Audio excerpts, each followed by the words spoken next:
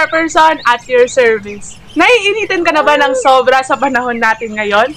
That is because of global warming. Global warming is one of the global issue na nararanasan natin ngayon. Global warming is a gradual increase in the Earth's temperature, generally due to the greenhouse effect caused by increased level of carbon dioxide, chlorofluorocarbon, and other pollutants. Sa panahon natin ngayon, palala ng palala ang init na nararamdaman ko. Ay, charot. Palala ng palala ang init ng nararanasan ng mundo natin.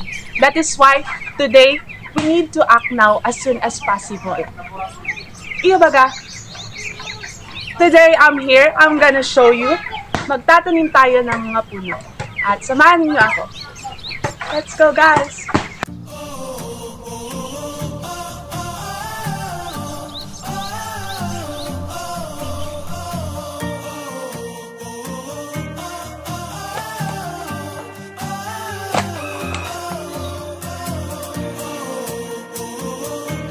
Ang first nating itatanim is itong hagis. Si Syzygium carani, na tinatawag din sa ibang lugar na lipot or baligta. Ito ay may dahon na oblong lanceolate or ovovate na measuring 6 to 20 centimeters, and ang wide niya is usually 4 to 7 centimeters. And nag-grow ito 14 meters tall. And it is usually small to medium.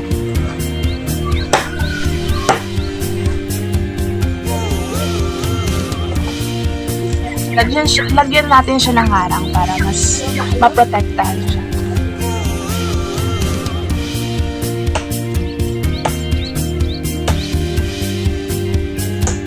Ang pangalawa nating itatanim, guys, is itong lukban or pomelo, also known as Cetrus maxima, na ang dahon niya is dull green and light green. And ang dahon niya usually ginagamit paligo sa bata. And nag-grow siya mga 5 to 15 meters or 16 to 50 feet tall. And nagpa-flower din siya, yellowish flower. And nagbubunga din siya ng matamis na makatulad din sa una natin nagbubunga. It is a fruit siya. Lukban.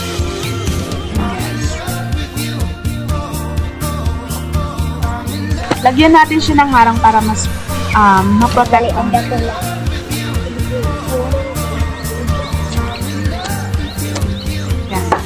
yan, guys, ang next nating itatanim is ugong, also known as breadfruit, Artocarpus altilis. And it has large alternative leaves, darker in top and below is lighter with reddish hair. And namumunga din ito, guys. Ang bunga niya round or oblong na may parang mga tinikod. Family niya is jackfruit. And nag-grow siya usually 15 to 20 meters.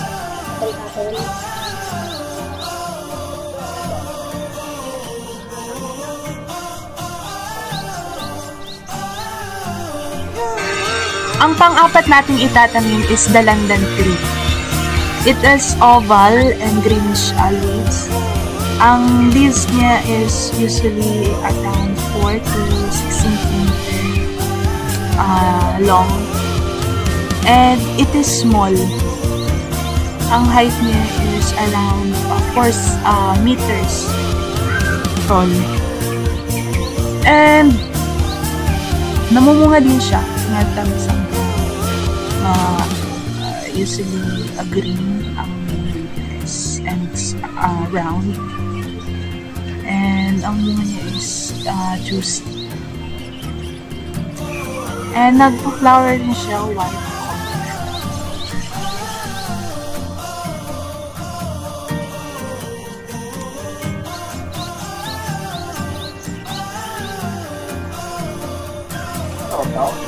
Ang panglima nating itatanim is niyog-niyogan, scientifically known as Ficus pseudopalma or Combretum indico.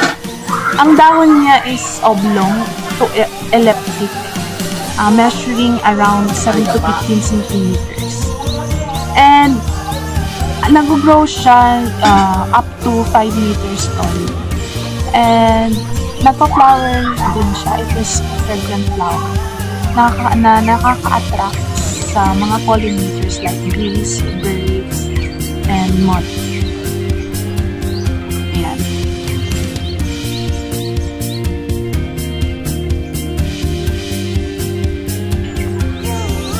Ayan guys, tapos na tayo sa pagtatanim natin. And it is very helpful talaga na nakatulong tayo sa ecosystems natin, sa environment natin, na malasen yung nararanasan natin init dito sa mundo natin.